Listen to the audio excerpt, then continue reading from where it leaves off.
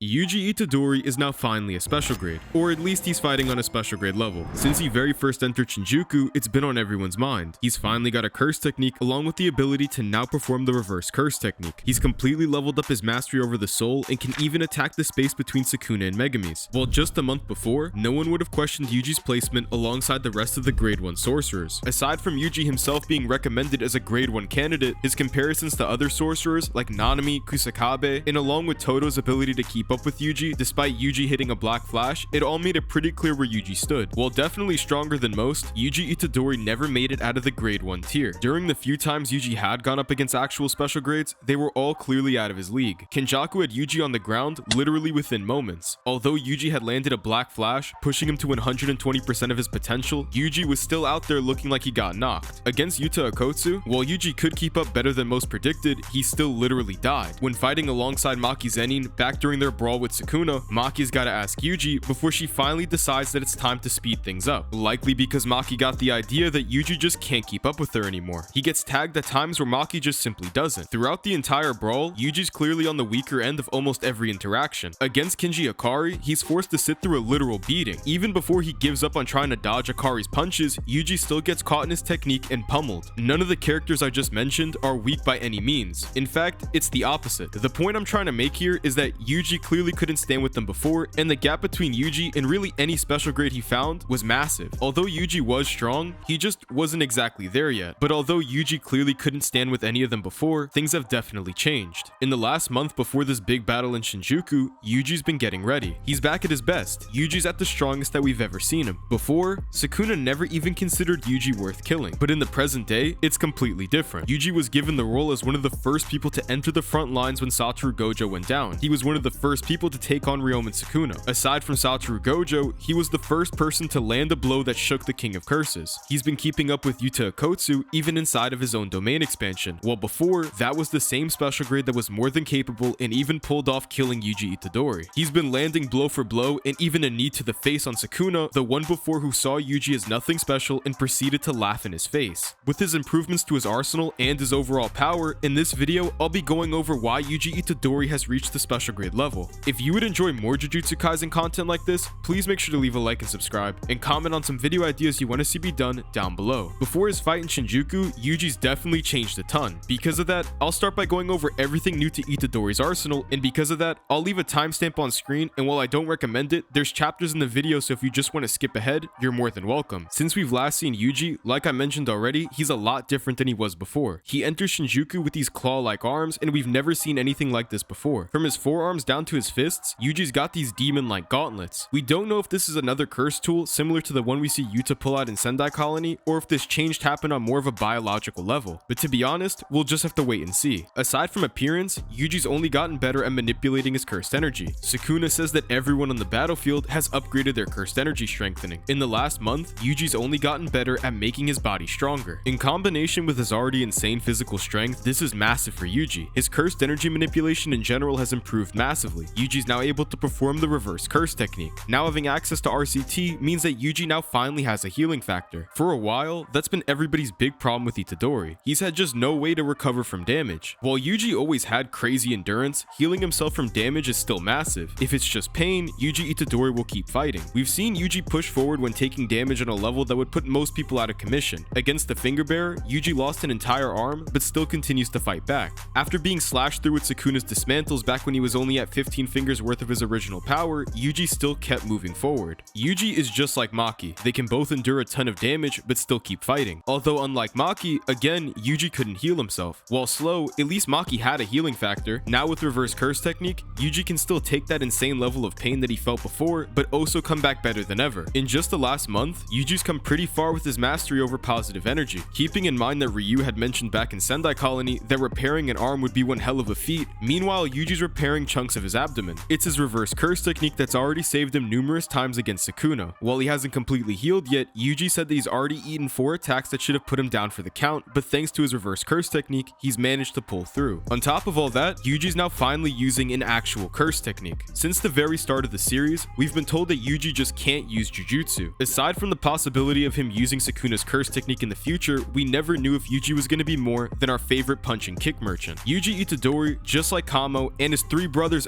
Naruto, Kechizu, and Choso, is now a blood manipulator. We haven't seen him use anything like piercing blood or slicing exorcism, but he's pulled off a supernova on Sukuna himself. Gojo had told us before that curse techniques make up for about 80% of a sorcerer's potential. Innate talent can definitely define somebody's future. With now having a curse technique, Yuji's now unlocked an entirely new channel of power to manifest. And finally, the newest attribute to Yuji's arsenal are his punches. He's no longer just throwing around ordinary strikes, but punches capable of damaging the area around the soul. Since his body already passively understood the soul's composition as a byproduct of being a vessel, he's already been halfway there. Using the book that Yuki Tsukumo left behind on her research about the soul, Yuji's manifested a new level of damage on another level. Against Sukuna, he's been attacking the space between Megami and Sukuna's soul to then raise Megami's soul higher from the place that it's been sunken down. By Yuji landing these punches, in return, Sukuna's now losing more and more control that he had on Megami's body. His cursed energy output is quickly dropping lower and lower, and his overall control on the body is now weakening. This isn't something that's only applicable to Sukuna. Yuji can take this strategy up against any vessel in the Culling games. Kinjaku had described his vessels in the Culling games as hundreds of malevolent Yuji Itadoris. Kinjaku makes this comparison to point out the idea that Yuji is the same as everyone else, at least back when he was Sukuna's vessel. Megami and Sukuna shouldn't be the only exception to this idea. The way that Sukuna's manifested himself in Megami is the same way that every other vessel in the Culling games came to be, by splitting the soul of the past sorcerer into a cursed object, then having a vessel ingest that same cursed object is how the vessels were created by Kinjaku in the first place. That part's not even a theory. Angel herself describes this very thing. It's possible that hypothetically, if Yuji landed the same punches he lands on Sukuna, but instead on any other Culling games vessel, we'd begin to see some similar effects. All of this really does make you think, what the hell has Yuji been up to in the last month? Better cursed energy reinforcement, reverse curse technique, blood manipulation, and new demon-like claws? We have no idea what type of training he's been under at all. All Yuta says is that they've been cheating, but that's an entirely different topic to dissect. Yuji's also had an amazing ability to grow and learn with a very good teacher. Against Todo, Yuji had gone from not knowing how to consciously flow his cursed energy around his body to landing black flashes in just one day. Now that he's likely training with actual special grades like Yuta Okotsu, it makes sense that he's come this far. But has he come far enough to be considered a special grade? It kinda depends on how you look at it. We don't know the official requirements for hitting special grade, although we do have a few clues. Kinjaku explains to Choso that one aspect that can signify special grade power is the ability to take down a nation. But Kinjaku doesn't say or even hint at the difficulty that would come with taking on this nation. We don't know the size or capabilities of the nation whatsoever. For all we know, Kinjaku could be talking about taking down the United States or Costa Rica. At bare minimum, we can rationalize that since this feat is supposed to signify special grade power, it would have to be a country that no grade 1 sorcerer could ever take down. It's a nation powerful enough to beat Meimei, Nanami, and Kusakabe, but weak enough to be easily toppled by Suguru Geto. Considering the massive gap between grade 1 sorcerers and special grade, I highly doubt that it's a country that grade 1s barely lose against either. Regardless, there's really just no way to know. It wouldn't be ideal to just guess the power of the nation that Kinjaku's referring to. On top of which, this is only likely one of many requirements to hit special grade. Kinjaku had figured that by judging by Jujutsu High's criteria for special grade, Yuki must be holding back an extension technique with high cursed energy output as her trump card. Extension techniques are moves that are created by the sorcerers themselves with their innate techniques implanted as the basis. Nanami, for example, he uses his ratio curse technique to create collapse. Normally, Nanami's ratio technique is used to deliver a critical hit on a 7-3 point out of 10 point line division. The difference between ratio and Nanami's extension technique is that collapse is a secondary barrage of rocks that are destroyed by the ratio technique then filled with Nanami's cursed energy. Yuki doesn't have one of these, or if she does, we just haven't seen it. It's debatable if Yuki's black hole was her extension technique, but it doesn't really fit the criteria very well. The black hole that we see Yuki create against Kinjaku is just her curse technique Star Rage, but kicked up a few notches. Okay, definitely more than a few. Star Rage allows Yuki to add virtual mass onto herself, but since it's virtual, of course, it doesn't affect her natural level of density, meaning she can increase the weight behind her punches without slowing herself down. But like most curse techniques in the series, there's a limit. When she increases the weight behind her punches past a certain threshold, it begins to take an effect on her body. While there isn't a limit to the amount of mass Yuki can add to herself, there is a limit to the amount of mass that Yuki can add to her body before it begins to start affecting her density. Unlike the characteristics I mentioned before that separate Nanami's curse technique ratio with his extension technique collapse, Yuki's black hole doesn't really share those qualities. Those characteristics I named were not from my own interpretation. It's word by word how Gege Akutami, the mangaka for Jujutsu Kaisen, described collapse when he was going over extension techniques in general during an interview that you can find in the fanbook. When it comes down to extension techniques, they're more like its own move, but there's something that the sorcerer came up with using the expanded interpretation on their technique. Yuki's black whole is literally just Star Rage. From how Yuki describes it and how Kenjaku analyzes it, it's not like Yuki's applying Star Rage with some greater interpretation on her technique, the same way Nanami uses Ratio to create his extension technique Collapse. Yuki is still powering up herself with Star Rage, it's just to a much higher degree than we've ever seen. While Yuki could have an extension technique that we just haven't seen, she's not even the only outlier in the case that she doesn't. Even if Yuki doesn't have an extension technique, there's a ton of other sorcerers who are all ranked special grade and we've never heard of them having an extension technique. Aside from Gojo creating red, blue, and purple, the only other special grade with a debatable extension technique is Yuta Akotsu. Sky Manipulation's Thin Icebreaker may very well be an extension technique. Oro explains that the move is not aimed at a person, but rather the surface of the sky. But grabbing that surface and cracking it like thin ice is how Thin Icebreaker even exists. Considering what we define extension techniques are based on the information from the fan book, Thin Icebreaker and therefore Yuta Akotsu can qualify for the criteria that Kenjaku mentions. The reason why it's important to see what other special grades have extension techniques is because it can help us build consistency with the criteria that Kenjaku mentions and what's actually true for every special grade. If Kenjaku says that one of the official requirements for special grade is having an extension technique, and every other special grade besides Yuki from what we see has an extension technique, it's more than likely that Yuki has one and we just haven't seen it. Gojo's red, blue, and purple are all extension techniques, and Kenjaku's literally in Geto's body when he's making the statement, so in a way he's speaking from personal experience. The idea that special grades all have an extension technique seems to be consistent across the board. If Geto, Yuta, and Gojo likely have one, then Yuki probably has one too, and we just haven't seen it because she hasn't had the right time to display it. If the criteria that Kenjaku mentions for special grade is consistent, that would mean Yuji Itadori can't be ranked an official special grade because he's currently missing an extension technique. Now, even though everything I've said points to this idea being consistent and pretty plausible, there is actually a contradiction. There's a time that a special grade was appointed without having an extension technique and really without any curse technique in general. While I have said that Yuta fulfills this requirement with Thin Icebreaker, Yuta's been a special grade way before he's ever entered Sendai Colony and way before he ever copied Oro's Sky Manipulation. We see this firsthand way back in Jujutsu Kaisen Volume 0. Yuta's given the rank special grade solely because of Rika. The fanbook elaborates on this decision, explaining that it was due to her boundless cursed energy. Considering Yuta didn't even know the basics behind manipulating cursed energy whatsoever, I highly doubt that he had some secret extension technique.